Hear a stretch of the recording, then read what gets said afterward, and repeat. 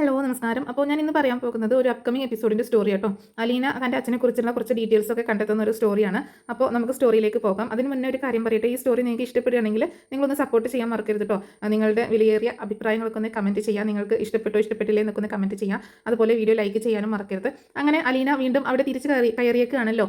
ബാലചന്ദ്രനും മനുവും കൂടെ അലീനയെ വീട്ടിലേക്ക് തിരിച്ചു കൊണ്ടുവന്നിട്ടുണ്ട്. പക്ഷേ അതൊട്ടും ഇഷ്ടപ്പെട്ടിട്ടില്ല കേട്ടോ വൈജയ്ക്ക് ഭയങ്കര ദേഷ്യം കൂടിയേക്കാണ്. വൈജയാണെങ്കിൽ അവളെ എങ്ങനെയെങ്കിലും പ്രശ്നം ഉണ്ടാക്കാനും അവൾക്ക് ഒരുപാട് ജോലി ഭാരം കൊടുത്ത് അവളെ എങ്ങനെയെങ്കിലും ഇവിടെ നിന്ന് ഓടിക്കണം എന്നുള്ള ലക്ഷ്യത്തോടെ കേട്ടോ അവളെ ഇട്ട് കഷ്ടപ്പെടുത്തുകയാണ്. ശരിക്കും പറഞ്ഞാൽ പീഡിപ്പിക്കാന്ന് തന്നെ പറയട്ടോ. ജോലിയൊക്കെ ഒരുപാട് കൊടുത്തിട്ടും ശാരീരികമായിട്ടും അതുപോലെ മാനസികമായിട്ടൊക്കെ പീഡിപ്പിക്കുക എന്നുള്ള രീതിയിൽ തന്നെ ഉറച്ചു നിന്നുകൊണ്ടാണ് വൈജ അവിടെ നിൽക്കുന്നത് കേട്ടോ. അവൾക്ക് പണി കൊടുക്കാനുള്ള ഉദ്ദേശത്തോടു കൂടി തന്നെയാണ് അവളെ ഇട്ട് കഷ്ടപ്പെടുത്തണമെന്ന് തീരുമാനിക്കുകയാണ്. അങ്ങനെ ഒരു ദിവസം വൈജയന്തി അവളോട് പറയുന്നുണ്ട്, ഒരു സ്റ്റോർ റൂം ഭക്ഷണം കഴിച്ചുകൊണ്ടിരിക്കട്ടോ. എല്ലാവരും രാവിലെ ബ്രേക്ക്ഫാസ്റ്റ് ഒക്കെ കഴിച്ചുകൊണ്ടിരിക്കുകയാണ്. അലീനയാണെങ്കിൽ എല്ലാവർക്കും ഫുഡൊക്കെ വിളമ്പി കൊടുക്കുന്നുണ്ട്. എല്ലാവരുടെ ടിഫിനും കാര്യങ്ങളൊക്കെ സെറ്റ് ആക്കിയിട്ടുണ്ട്. അങ്ങനെ എല്ലാവരും ഭക്ഷണം കഴിച്ചുകൊണ്ടിരിക്കുന്ന സമയത്ത് വൈജയന്തി പറയുന്നുണ്ട്, മുകളിലുള്ള ഒരു റൂമുണ്ട്, ആ റൂം നീ ഇന്ന് ക്ലീൻ ചെയ്യണമെന്ന് പറയട്ടോ. അപ്പോൾ അത് കേട്ടിട്ട് ഏത് റൂമാണെന്ന് ചോദിക്കുകയാണ് അലീന. ഞാൻ ചെയ്തോളാം എന്ന് പറയുമ്പോൾ, അപ്പം എൻ്റെ റൂമാണോ അമ്മ, എൻ്റെ റൂമിൽ ഒരുപാട് പൊടിയോ അതൊക്കെ ഉണ്ട്, എൻ്റെ റൂം ക്ലീൻ ചെയ്യണമെന്ന് ബബിത പറയട്ടോ. അതുപോലെ രോഹിത്തും പറയുന്നുണ്ട് രോഹിത്തിൻ്റെ റൂം ക്ലീൻ ചെയ്യണമെന്ന്. അപ്പോൾ ആ റൂമൊക്കെ ക്ലീൻ ചെയ്യുന്നത് ഡെയിലി ക്ലീൻ ചെയ്യുന്നതില്ല, അതല്ല ഞാൻ ഉദ്ദേശിച്ചത് എന്ന് പറയണം. അതല്ല, വേറൊരു റൂമുണ്ട്, അത് തുറക്കാറൊന്നുമില്ല, കുറേ നാളായിട്ട് അടച്ചിട്ടേക്കാണ്, ആ റൂം ഒന്ന് ക്ലീൻ ചെയ്യണമെന്ന് പറയട്ടോ. ഒരുപാട് പഴയ സാധനങ്ങളും ഒക്കെ ആയിട്ട് അവിടെ ഇങ്ങനെ കൊണ്ടുപോയിട്ടേക്കുന്ന റൂമാണ്. അപ്പോൾ അതൊന്ന് ക്ലീൻ ചെയ്ത് റെഡിയാക്കി ഇടണം, എനിക്കതൊരു ഓഫീസ് റൂമായിട്ട് യൂസ് ചെയ്യാൻ വേണ്ടിയിട്ടാണ് എന്നൊക്കെ പറയട്ടോ. അത് കേട്ടിട്ട് ബാലചന്ദ്രൻ ഇങ്ങനെ വല്ലാതെ നോക്കുന്നുണ്ട് കേട്ടോ വൈജ അലീനയ്ക്കിട്ട് പണി കൊടുത്തതാണെന്ന് ബാലചന്ദ്രന് മനസ്സിലാവാണ്. അപ്പോൾ ബാലചന്ദ്രൻ പറയുന്നുണ്ട്, ഇനി എന്താ ഈ പറയുന്നത് വൈജ, ആ റൂം എത്ര വർഷങ്ങളായിട്ടെന്ന് പറഞ്ഞ പോലെ തുറക്കാത്ത റൂമാണ്, അത്രയും പൊടിയും ഒരുപാട് സാധനങ്ങൾ, ഈ വീട്ടിലെ എല്ലാ വേസ്റ്റുകളും കൊണ്ടുപോയിടുന്ന ഒരു റൂമാണ്, ആവശ്യമില്ലാത്ത എല്ലാ സാധനങ്ങളും കൊണ്ടുപോയിട്ടേക്കാണ്. അതെങ്ങനെ ഇന്നൊരു ദിവസം കൊണ്ട് ഇവൾക്ക് ക്ലീൻ ചെയ്യാൻ പറ്റും, അതും തനിച്ച് എന്ന് പറയുമ്പോൾ അതൊക്കെ അവളെ കൊണ്ട് പറ്റിക്കോളും, നിനക്ക് എന്തായാലും ചെയ്യാൻ പറ്റത്തില്ലെന്ന് ചോദിക്കട്ടോ അലീന. ഞാൻ ചെയ്തോളാം എന്ന് പറയണം. എന്നാലും ഇത് ഇത്തിരി ക്രൂരതയാണ്, ഇത്രയൊന്നും ചെയ്യേണ്ട, നീ ഇന്ന് ഒറ്റ ദിവസം കൊണ്ടൊന്നും ചെയ്യേണ്ടത്, പതിയെ ചെയ്താൽ മതി എന്ന് പറയുമ്പോൾ ബാലചന്ദ്രൻ എന്തിനാ ഇതിലൊക്കെ ഇടപെടുന്നത്, ഇതൊക്കെ വീട്ടിലെ കാര്യങ്ങളല്ലേ, ഇതൊക്കെ ഞാൻ നോക്കിക്കോളാം എന്ന് വൈജയന്തി പറയാട്ടോ. അപ്പോൾ അലീന പറയുന്നുണ്ട്, കുഴപ്പമില്ല സാർ, ഞാൻ ചെയ്തോളാം, എനിക്ക് ചെയ്യാൻ പറ്റും, ഞാൻ നോക്കാം എന്ന് പറയട്ടോ. നോക്കിയാൽ പോരാ, ഇന്ന് ഞാൻ വരുമ്പോഴേക്ക് ആ റൂം ക്ലീൻ ആയിട്ടുണ്ടാവണം എന്ന് വൈജയന്തി പറയട്ടോ. അങ്ങനെ ശരി, ഞാൻ ചെയ്തേക്കാം എന്ന് പറയണം. അങ്ങനെ വൈജയന്തി പെട്ടെന്ന് ബാങ്കിലേക്ക് പോകണം, എനിക്ക് അത്യാവശ്യമായിട്ട് പോകാനുണ്ട്, 2-3 സൈറ്റ് വിസിറ്റ് ഉണ്ട്, പക്ഷേ ഞാൻ നേരത്തെ വരും, ഞാൻ വരുമ്പോഴേക്കെല്ലാം ക്ലിയർ ചെയ്തിട്ടുണ്ടാവണമെന്ന് അലീനയോട് പറയാട്ടോ. അങ്ങനെ അതിനുശേഷം കൃഷ്ണമോളും ബബിതയും രോഹിത്തൊക്കെ പോകുന്നുണ്ട്. ലാസ്റ്റാണ് ബാലചന്ദ്രൻ പോകുന്നത് കേട്ടോ. അപ്പോൾ ബാലചന്ദ്രൻ അലീനയോട് പറയുന്നുണ്ട്, നിനക്കിട്ട് എങ്ങനെയെങ്കിലും പണി തരാനുള്ള ഉദ്ദേശത്തിലാണ് വൈജ നടക്കുന്നത്, നിനക്ക് പറ്റുമെങ്കിൽ ചെയ്താൽ മതി, ഇല്ലെങ്കിൽ കുറച്ച് ചീത്ത കേൾക്കേണ്ടി വരും, വഴക്ക് കേൾക്കേണ്ടി വരും, അത്രയല്ലേ ഉള്ളൂ, ബാക്കി നാളെ ചെയ്താൽ മതി എന്ന് പറയുമ്പോൾ, ഞാൻ നോക്കട്ടെ സാർ, ഞാൻ മാക്സിമം ഇന്ന് തന്നെ ചെയ്യാനായിട്ട് ശ്രമിക്കും, അതൊന്നും എനിക്ക് കുഴപ്പമില്ല, എനിക്ക് വഴക്ക് കേൾക്കുന്നതിലോ എന്നെ ദേഷ്യപ്പെടുന്നതിലോ എനിക്കൊന്നും ഒരു പ്രശ്നമില്ല എന്ന് പറയട്ടോ. നിന്നെപ്പോലെ ഈ ലോകത്ത് നീ മാത്രമേ ഉണ്ടാവുള്ളൂ എന്ന് അലീനയോട് പറയട്ടോ. ഒരു മകളോടുള്ളൊരു എല്ലാ വാത്സല്യവും കൂടിയിട്ടാട്ടോ സംസാരിക്കുന്നത്. അപ്പോൾ അതൊന്നും കുഴപ്പമില്ല സാർ, ഞാൻ ചെയ്തോളാം, അങ്ങനെയൊന്നും പറയണ്ട എന്ന് പറയണം. മാഡത്തിൻ്റെ ഒരു ക്യാരക്ടർ അങ്ങനെ ആയേക്കാം, ഒരു പക്ഷേ എന്തെങ്കിലുമൊക്കെ ഒരു റീസൺ ഉണ്ടായേക്കാം മാഡത്തിൻ്റെ സ്വഭാവം ഇങ്ങനെ മാറാനുള്ള എന്ന് പറയുമ്പോൾ, വിവാഹം കഴിഞ്ഞ് വന്ന സമയം മുതൽ ഇവളുടെ സ്വഭാവം ഇങ്ങനെ തന്നെയാണ്, ഞാൻ കാണുന്നത് മുതൽ ഇവളുടെ സ്വഭാവം ഇങ്ങനെ തന്നെയാണെന്ന് പറയട്ടെ ബാലചന്ദ്രൻ. എന്നാലും എന്തെങ്കിലുമൊക്കെ ഉണ്ടായേക്കാം, ഒരു പക്ഷേ പിന്നീട് മാറിയേക്കാം എന്നൊക്കെ അലീന പറയുന്നുണ്ട് കേട്ടോ. വൈജയുടെ സ്വഭാവത്തിന് ഒരിക്കലും ഒരു മാറ്റം വരാൻ പോകുന്നില്ല, അത് നീ പ്രതീക്ഷിക്കാൻ വേണ്ടെന്ന് ബാലചന്ദ്രൻ പറയുമ്പോൾ, എന്തായാലും നമുക്ക് നോക്കാം, എനിക്ക് കുഴപ്പമൊന്നുമില്ല, ഞാൻ ജോലിയൊക്കെ ചെയ്തോളാം എന്ന് പറയണം. എന്നാൽ ശരി, വാതിലടച്ചേക്ക് എന്ന് പറഞ്ഞിട്ട് ബാലചന്ദ്രൻ പോകട്ടോ. അങ്ങനെ ബാലചന്ദ്രൻ പോയതിന് ശേഷം അലീന വാതിലടയ്ക്കുകയാണ്. എന്നിട്ട് മുത്തശ്ശിക്കുള്ള ഭക്ഷണമൊക്കെ എടുത്തുകൊണ്ട് ചെല്ലാട്ടോ. എന്നിട്ട് മുത്തശ്ശി, ഇതൊന്ന് പെട്ടെന്ന് കഴിച്ച് എനിക്ക് വലിയൊരു ജോലിയാണ് കിട്ടിയേക്കുന്നതെന്ന് പറയട്ടോ. എന്താ കുഞ്ഞെന്ന് ചോദിക്കുമ്പോൾ, മുകളിലൊരു റൂം ക്ലീൻ ചെയ്യാൻ പറഞ്ഞിട്ടുണ്ട് മാഡം എന്ന് പറയട്ടോ. ഏത് റൂം ചോദിക്കുകയാണ്. കുറേ നാളായിട്ട് തുറക്കാത്ത റൂമാണെന്നാണ് പറഞ്ഞത്, അത് മൊത്തം ക്ലീൻ ചെയ്ത് റെഡിയാക്കി ഇടാൻ പറഞ്ഞിട്ടുണ്ടെന്ന് പറയട്ടോ.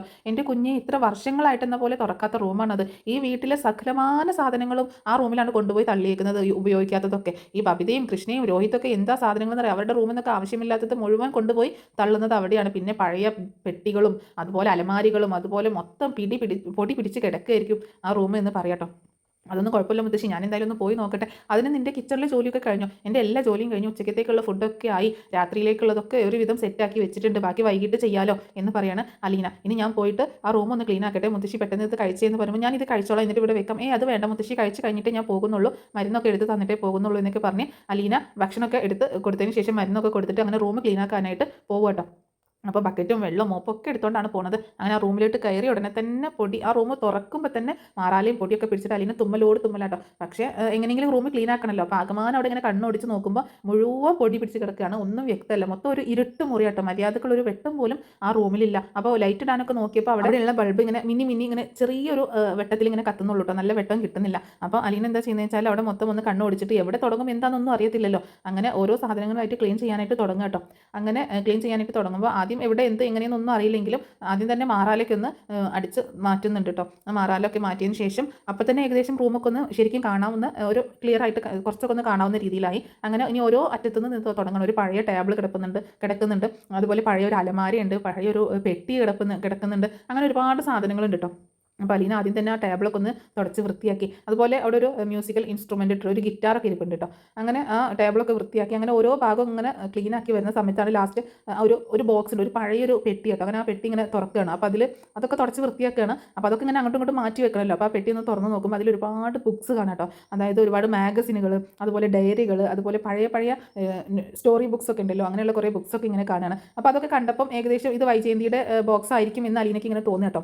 അപ്പോൾ അതിലുള്ള സാധനങ്ങളൊക്കെ ഇങ്ങനെ എടുത്ത് നോക്കുമ്പോൾ ചിലതൊക്കെ പേഴ്സണൽ ഡയറികളാണ്, ഒരുപാട് ഡയറികളൊക്കെ ഉണ്ട്. അപ്പം വൈജയന്തി ഇങ്ങനെ എഴുതിയ കുറേ ഡയറികളൊക്കെ പോലെയുണ്ട്, കുറേ വർഷങ്ങൾ പഴക്കമുള്ള ഡയറികളും മാഗസിനുകളും ബുക്സൊക്കെ കേട്ടോ. അപ്പോൾ വൈജയന്തിയുടെ കോളേജ് പഠനകാലത്തുള്ള സാധനങ്ങളൊക്കെയാണ് അത്. അലീനയ്ക്ക് ഇങ്ങനെ ഒരു തോന്നൽ വരണം. അപ്പോൾ അലീന ഇങ്ങനെ ഒരു ആവേശത്തോട് കൂടിയിട്ട് അതിങ്ങനെ ഓരോന്ന് എടുത്ത് നോക്കട്ടെ. അങ്ങനെ അലീന ബോക്സ് നോക്കിക്കൊണ്ടിരിക്കുന്ന സമയത്ത് ആദ്യം തന്നെ കിട്ടുന്നത് ഒരു ഫാമിലി ഫോട്ടോ ആണ് കേട്ടോ. അതായത് ബാലചന്ദ്രനും വൈജയന്തിയും മക്കളും കൂടി ഉള്ള ഒരു ഫോട്ടോ ആണ്. അത് കണ്ടപ്പോൾ അലീനയ്ക്ക് ഭയങ്കര സന്തോഷം തോന്നുകയാണ്. അതിങ്ങനെ പൊടി പിടിച്ച് കിടക്കുകയായിരുന്നല്ലോ. അലീന അത് എടുത്തിട്ട് ഷോൾ കൊണ്ട് തന്നെ ഒന്ന് തുടക്കുക കേട്ടോ. തുടച്ചിട്ട് അതിലേക്ക് നോക്കുമ്പോൾ ഭയങ്കര സന്തോഷം തോന്നുകയാണ്. തൻ്റെ അമ്മയും സഹോദരങ്ങളും ആണല്ലോ. അപ്പോൾ അച്ഛനല്ലെങ്കിലും അച്ഛൻ്റെ സ്ഥാനത്ത് കാണാവുന്ന ഒരാളാണ്. അങ്ങനെ ഫോട്ടോ എടുത്തിട്ട് അലീന മാറാലൊക്കെ തൂത്ത് വൃത്തിയാക്കിയല്ലോ. അപ്പോൾ അവിടെ ഭിത്തിയിൽ ഒരു ആണി കിടപ്പുണ്ടായിരുന്നു. അവിടെ ഇങ്ങനെ ആ ഫോട്ടോ തൂക്കിയിടുകയാണ്. എന്നിട്ട് ആ ഫോട്ടോയിലേക്ക് നോക്കി നിൽക്കുമ്പോൾ താനും കൂടെ അതിലുണ്ടെന്ന് അലീനയ്ക്ക് തോന്നുക കേട്ടോ. അപ്പോഴാണ് അത് കംപ്ലീറ്റ് ആവുന്നത്, അല്ലാതെ അത് ഇൻകംപ്ലീറ്റ് ആണെന്ന് അലീനയ്ക്ക് തോന്നുകയാണ്. അങ്ങനെ അലീന ഫോട്ടോ അവിടെ തൂക്കിയിട്ടിട്ട് വീണ്ടും ആ പെട്ടിയിലേക്ക് തന്നെ പോകട്ടോ. അതിൽ സാധനങ്ങളൊക്കെ നോക്കിക്കൊണ്ടിരിക്കുന്ന സമയത്താണ് ഒരു ഡയറി കിട്ടുന്നത് കേട്ടോ. അതൊരു പേഴ്സണൽ ഡയറി അല്ലാത്തത് കൊണ്ട് അലീന അത് എടുക്കുകയാണ്. പേഴ്സണൽ ഡയറി ആയിട്ട് തോന്നുന്ന ഒന്നും അലീന എടുത്തിട്ടില്ല കേട്ടോ. അങ്ങനെ ആ ഡയറി കിട്ടിയപ്പോൾ അത് നോക്കുമ്പോൾ അതൊരു ഓട്ടോഗ്രാഫ് ആട്ടോ. കോളേജ് പഠനകാലത്ത് സുഹൃത്തുക്കൾ ഇങ്ങനെ എഴുതിയൊരു ഓട്ടോഗ്രാഫായിരുന്നു. അപ്പോൾ അതിൽ സാധാ ഒരു ഡയറിയാണ്, പക്ഷേ അതിൽ കുറച്ച് പേര്, ഏറ്റവും വേണ്ടപ്പെട്ട കുറച്ച് പേര് മാത്രം എഴുതിയ ഒരു ഓട്ടോഗ്രാഫ് പോലെയുള്ളൊരു ഡയറി ആയിരുന്നു കേട്ടോ. അങ്ങനെ അലീന അതെടുത്ത് ഇങ്ങനെ മറിച്ച് നോക്കണം. അപ്പോൾ അതിൽ ഓരോ കാര്യങ്ങളും വായിച്ചവളിങ്ങനെ ചിരിക്കുന്നൊക്കെ ഉണ്ട് കേട്ടോ. പണ്ട് ഓരോ കൂട്ടുകാർ ഓരോ കളിതമാശ എഴുതിയതും നല്ല നല്ല കാര്യങ്ങൾ എഴുതിയതും ഒക്കെ. അങ്ങനെ ആ ഡയറി മറിച്ചുകൊണ്ടിരിക്കുന്ന സമയത്താണ് അതിൽ ഒരു പേജ് അവളെ കൂടുതൽ ആകർഷിക്കുന്നത് കേട്ടോ. അതിൽ നോക്കുമ്പോൾ അതിൽ ഏറ്റവും പ്രിയപ്പെട്ട നിന്നോട് എന്ന് പറഞ്ഞിട്ടാട്ടോ എഴുതിയിട്ടുള്ളത്. അത് കണ്ടപ്പോൾ അലീനയ്ക്ക് ഇങ്ങനെ എന്തോ ഒരു കാച്ചിങ് ആയിട്ട് തോന്നുകയാണ്. അങ്ങനെ ഏറ്റവും പ്രിയപ്പെട്ട നിന്നോട് എന്ന് പറഞ്ഞിട്ട് 3-4 വരികൾ എഴുതിയിട്ടുണ്ട് കേട്ടോ. അപ്പോൾ അലീന ഇങ്ങനെ ചിന്തിക്കുന്നുണ്ട്, ആരായിരിക്കും ഇത് എഴുതിയിട്ടുണ്ടാവുക എന്ന് നോക്കുമ്പോൾ ലാസ്റ്റ് നിൻ്റെ മാത്രം എന്ന് പറഞ്ഞിട്ട് നിൻ്റെ മാത്രം എൽ എന്നാട്ടോ കൊടുത്തിട്ടുള്ളത്. അപ്പോൾ ആരായിരിക്കും എൽ എന്നുള്ളത് അലീനയ്ക്ക് മനസ്സിലാവുന്നില്ല കേട്ടോ. അപ്പോൾ അലീന ഇങ്ങനെ ഒരു ഫുൾ നെയിം കൊടുത്തിട്ടില്ല. അപ്പോൾ അത് കാരണം അലീന എൽ എന്ന് മാത്രം കണ്ടത് കാരണം അലീന ഇങ്ങനെ എന്തോ സംശയിക്കണം, ആരായിരിക്കും ഇത് എഴുതിയിട്ടുണ്ടാവുക, തൻ്റെ അച്ഛൻ എങ്ങനെ ആയിരിക്കുമോ എന്നൊക്കെ ഇങ്ങനെ ചിന്തിക്കുക കേട്ടോ. അപ്പോൾ അലീനയ്ക്ക് ഒരു വല്ലാത്ത ഫീലിങ്സ് തോന്നുകയാണ്. അപ്പോൾ അലീന പിന്നെ നെക്സ്റ്റ് പേജൊക്കെ മറിക്കുമ്പോൾ വേറെ ഒന്നുമില്ല കേട്ടോ, അത്ര മാത്രമേ ഉള്ളൂ അതിൽ. ഏറ്റവും പ്രിയപ്പെട്ട നിന്നോട് എന്ന് പറഞ്ഞിട്ട് 3-4 വരികൾ എഴുതിയിട്ട് സ്റ്റോപ്പ് ചെയ്തേക്കാണ്. എന്നിട്ട് നിൻ്റെ മാത്രം എൽ എന്നാണ് കൊടുത്തിട്ടുള്ളത് കേട്ടോ. അങ്ങനെ അലീന അതിങ്ങനെ കുറേ നേരം നോക്കി വീണ്ടും വായിച്ചുകൊണ്ടിരിക്കുന്നുണ്ട്. പിന്നെ ആ ഡയറി ഇങ്ങനെ മറിച്ച് നോക്കുന്ന സമയത്ത് അതിലൊരു ഫോട്ടോ കിട്ടുകയാണ് കേട്ടോ. അതിലൊരു ഫോട്ടോ കിട്ടുമ്പോൾ വൈജയന്തിയും വേറെ ആരോയും കൂടെ ചേർന്ന് നിൽക്കുന്ന ഒരു ഫോട്ടോ ആയിട്ട് ഫീൽ ചെയ്യാണ്. അപ്പോൾ അലീന അതിലേക്ക് സൂക്ഷിച്ച് നോക്കുമ്പോൾ ആ ഫോട്ടോ ഒരുപാട് പഴക്കമുള്ള ഫോട്ടോ എന്ന് മനസ്സിലാവുന്നു. കാരണം ഫോട്ടോ ഒട്ടും ക്ലിയർ അല്ല കേട്ടോ. ആ ഫോട്ടോയിൽ ഒന്ന് തൻ്റെ അമ്മയാണെന്ന് ഏകദേശം അവൾക്ക് തോന്നുകയാണ്. കാരണം വൈജയന്തിയുടെ ഒരു ചെറുപ്പകാലം പോലെ തോന്നുകയാണ്. പക്ഷേ കൂടെ നിൽക്കുന്നത് ആരാണെന്ന് ഒട്ടും മനസ്സിലാവുന്നില്ല കേട്ടോ. അപ്പോൾ അത് ബാലചന്ദ്രനായിരിക്കാം ഒരു പക്ഷേ എന്നിങ്ങനെ ചിന്തിക്കുകയാണ്. ഇനി അതല്ല തൻ്റെ അച്ഛനാകോ എന്നിങ്ങനെ അവളിങ്ങനെ ഓർക്കുന്നുണ്ട് കേട്ടോ. പക്ഷേ ആ ഫോട്ടോ ഒട്ടും ക്ലിയർ ആവുന്നില്ല. അത് കാരണം അവൾ ആ ഫോട്ടോ ഡയറിയിലേക്ക് തന്നെ വെക്കുകയാണ്. അങ്ങനെ ആ ഡയറിയിലേക്ക് വെച്ചതിന് ശേഷം വീണ്ടും അലീന ആ ഡയറി അവിടെ സൂക്ഷിച്ച് വെക്കുന്നുണ്ട് കേട്ടോ. ആ പെട്ടിയൊക്കെ തുടച്ച് വൃത്തിയാക്കി അതിലേക്ക് തന്നെ വെക്കുന്നുണ്ട്. ആ സമയത്താണ് കോളേജ് മാഗസിൻ കാണുന്നത് കേട്ടോ. അപ്പോൾ ആഗ്രയിലൊക്കെയാണല്ലോ വൈജയന്തി പഠിച്ചിട്ടുള്ളത്. അപ്പോൾ ആഗ്രയിൽ കോളേജിൻ്റെ ഒരു മാഗസിൻ കാണുകയാണ്. അപ്പോൾ അലീന അത് എടുത്ത് നോക്കുന്നുണ്ട് കേട്ടോ.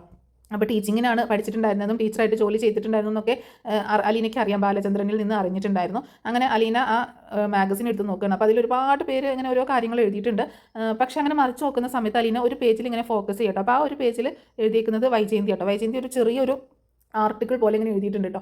ഒരു ആർട്ടിക്കിളാണ് കൊടുത്തേക്കുന്നത്. അപ്പോൾ അമ്മയ്ക്ക് ഇങ്ങനെയൊക്കെ എഴുതാൻ അറിയാം എന്നിങ്ങനെ അലീന ചിന്തിക്കുകയാണ്. അപ്പോൾ അതിൽ വൈജയന്തിയുടെ ഫോട്ടോയുണ്ട്, പഴയൊരു ഫോട്ടോയുണ്ട്. അങ്ങനെ വീണ്ടും അലീന ഓരോ പേജ് ഇങ്ങനെ മറിച്ച് നോക്കുന്ന സമയത്ത് വേറൊരു ക്യാപ്ഷൻ കണ്ടിട്ട് അലീന അതിൽ സ്റ്റക്ക് ആവുക കേട്ടോ. അതായത് ഏറ്റവും പ്രിയപ്പെട്ട നിന്നോട് എന്നാട്ടോ അതിൻ്റെയും ഒരു ക്യാപ്ഷനായിട്ട് കണ്ടിട്ടുണ്ടായിരുന്നത്.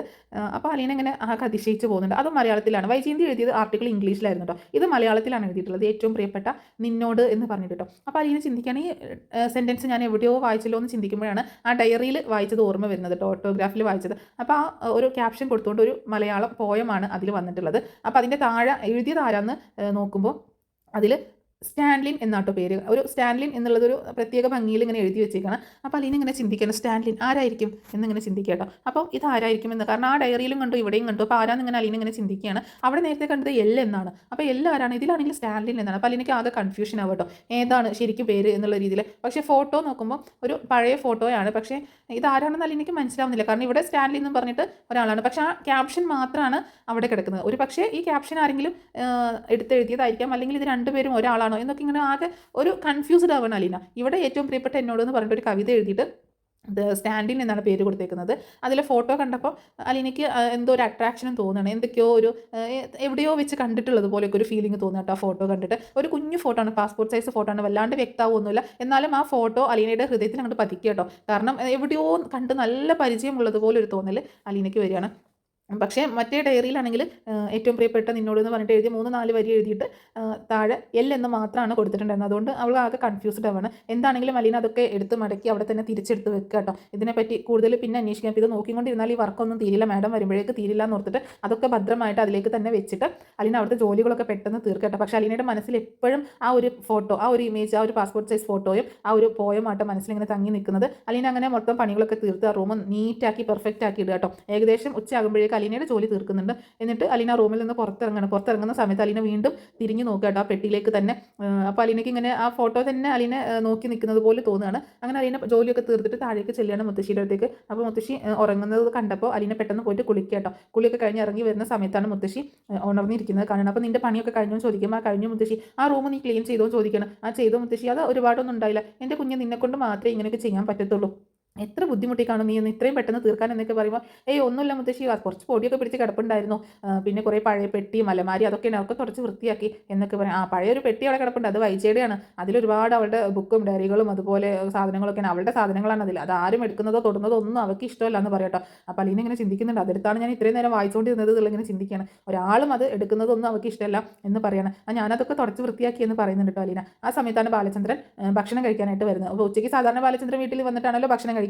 അങ്ങനെ ബാലചന്ദ്രൻ ഭക്ഷണം കഴിക്കാൻ വരികയാണ്. അപ്പോൾ അലീന ഡോർ തുറന്നു കൊടുക്കുന്നുണ്ട്. അപ്പോൾ അലീന കുളിയൊക്കെ ചെയ്ത് കഴിഞ്ഞ് ഫ്രഷ് ആയിട്ട് നിൽക്കുന്നത് കണ്ടപ്പോൾ നിന്റെ ജോലിയൊക്കെ കഴിഞ്ഞു എന്ന് ചോദിക്കണം. ആ കഴിഞ്ഞു സാർ. അപ്പോൾ ആ റൂമൊക്കെ ക്ലീൻ ആക്കിയെന്ന് ചോദിക്കുമ്പോൾ അതൊക്കെ ക്ലീൻ ആക്കിയെന്ന് പറയട്ടോ. ഇത്രയും പെട്ടെന്ന് നീ ക്ലീൻ ആക്കിയെന്ന് ചോദിക്കണം. അത് അധികം പണിയൊന്നും ഉണ്ടായിരുന്നില്ല സാർ, ഞാനൊന്ന് ശ്രമിച്ചപ്പോൾ അതുകൊണ്ട് ചെയ്യാൻ പറ്റിയെന്ന് പറയണം. എന്തായാലും നിന്നെക്കൊണ്ട് മാത്രമേ അങ്ങനെയൊക്കെ ചെയ്യാൻ പറ്റുള്ളൂ. മുൻപ് ഇവിടെ നിന്നിരുന്ന കുഞ്ഞുമോളോടും അതുപോലെ അതിന് മുൻപ് നിന്നിരുന്ന അമ്മിനിയോടും ഒക്കെ പറഞ്ഞിട്ട് അവരൊന്നും ചെയ്യാത്ത പണിയാണ്, അവരെ കൊണ്ടൊന്നും ഒരു ദിവസം പോയിട്ട് ഒരാഴ്ച കൊണ്ട് തീരില്ല എന്ന് പറഞ്ഞ പണിയാണ്, നീ ഇത്രയും പെട്ടെന്ന് അതൊക്കെ തീർത്തോ എന്നൊക്കെ ചോദിക്കുമ്പോൾ അതിന് മാത്രം പണിയൊന്നും ഉണ്ടായിരുന്നില്ല, ഒരുപാട് വേസ്റ്റ് സാധനങ്ങളായിരുന്നു, അതൊക്കെ ഞാൻ ഒഴിവാക്കാൻ വെച്ചിട്ടുണ്ട്, ഇനി മാഡം വന്നിട്ട് ചോദിച്ചിട്ട് വേണം ഒഴിവാക്കാൻ എന്നൊക്കെ പറയണം. അപ്പോൾ ബാക്കിയൊക്കെ ഞാൻ അവിടെ റെഡിയാക്കി തുടച്ച് വൃത്തിയാക്കി ഇട്ടിട്ടുണ്ടെന്ന് പറയണം. എന്തായാലും ഭക്ഷണം റെഡിയല്ലേ, നീ വിളമ്പ് എന്ന് പറയട്ടോ ബാലചന്ദ്രൻ. അങ്ങനെ അലീന അയാൾക്ക് ഭക്ഷണം വിളമ്പി കൊടുക്കുകയൊക്കെ ചെയ്യുന്നുണ്ട്.